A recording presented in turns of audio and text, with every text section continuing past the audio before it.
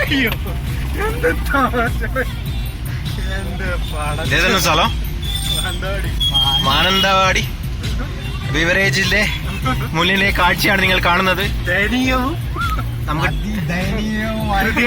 നമ്മള് കൂത്തുപറമ്പിൽ നിന്ന് മാത്രമാണ് മദ്യം മേടിക്കാൻ വേണ്ടി മാത്രം ചങ്ക് തകർക്കുന്ന കാഴ്ചയാണ് കാണുന്നത്. 2 കിലോമീറ്ററോളം വാക്കുകളില്ല. പക്ഷേ അവരുടെ ആ സാഹോദര്യം നോക്കൂ സുഹൃത്തുക്കളെ. ഒരു പ്രശ്നമോ എന്താണ് പറയാ?